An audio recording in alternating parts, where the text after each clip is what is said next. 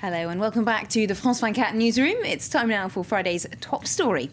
Later today, thousands of people are expected to head to Cairo's now famous Tahrir Square, protesting against the slow pace of reform in the country following February's revolution.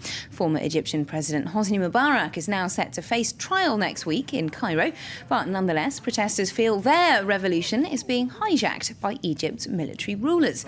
They argue that the army isn't fully committed to the promised democratic change in Egypt, but the protest movement is also divided itself. On one side are Islamist groups such as the Muslim Brotherhood, and on the other, those promoting more secular and liberal values. Today, though, the two sides have agreed to join together in what they're calling the March of Unity. Well, joining me now here in the studio is our International Affairs editor, Annette Young. Annette, thanks very much for joining us. First of all, then, we're more than 6 months on after the revolution in Egypt now, aren't we? And the public are far from being satisfied, it seems. They really are not. But let's just point out something about revolutions by nature. If you go back in history and you have a look at the Russian Revolution, at the Iranian Revolution, it's not like a Hollywood movie. It's not all solved and tied up within 3 to 6 months and everybody then is very happy and lives, happily ever after. The thing about revolutions is that they're ongoing and they go on for years, and this is the whole point about the chaos that currently exists in Egypt. And one theme which is emerging out of this is the fact that the public does feel that it's become an opportunity for the army, if to do anything, but to consolidate their power. They believe that it's manoeuvring to keep a hand on the levers of power, even after turning over day-to-day government to civilian rule. And they're asking whether, in fact, the army is well and truly ready to cede authority to civilians.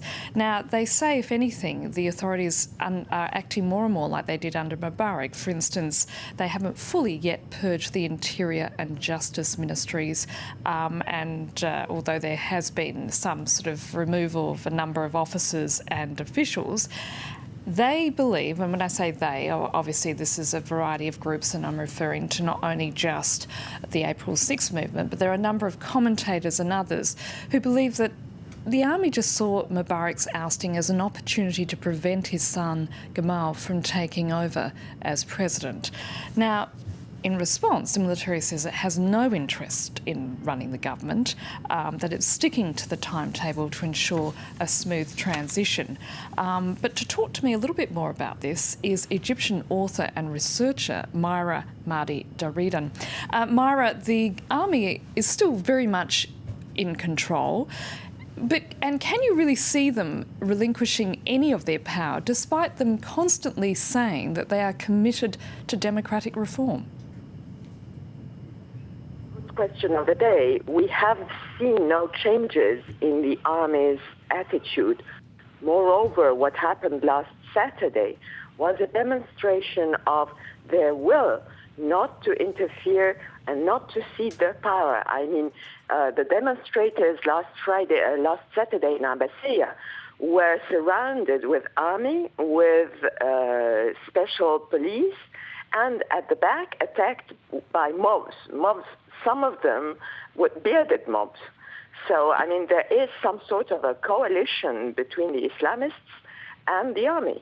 This is what I wanted to talk to you about, Myra, because this is what's been the point of much speculation in Egyptian media and elsewhere, that there is some sort of back-channel talks going on between the army and Islamist groups to sort of form some sort of power-sharing agreement. Well, let us not forget what the army is. The army is a reflection of the Egyptian population, i.e. includes a lot of Islamists and fewer liberals. So the fact that there would be a coalition is not at all surprising. Now, what happened in the last 10 days, I'd say, is a reinforcement, to my point of view, of that coalition. We are talking about a coalition today between the liberals and the Islamists. It's just for the liberals to avoid what happened on Saturday and avoid being completely maimed. Do you think, Myra, however, that those divisions within the protest movement can be overcome? There are no divisions within the protest movement as such. There are divisions within the Egyptian society. between the over-Islamist tendency and the liberal tendency. And in the last 10 days, what I have noted is the total absence of reference to minorities, women, non-Muslims, etc. And that's an attempt by the liberals to just calm down the Islamist faction. Myra Mahdi Darradin, I'm afraid we're going to have to leave it there. So as you can see, Lorna, today's march is going to be watched with much interest. And also, just for viewers, I should point out that I now do have a Twitter account, and if you want to continue this conversation, you can tweet me at AnnetteF24. Thanks very much indeed, Annette Young, our International Affairs Editor there, with a look at the political future for Egypt. That's it from Top Story for today. Many thanks for joining us. Do stay tuned to France 24.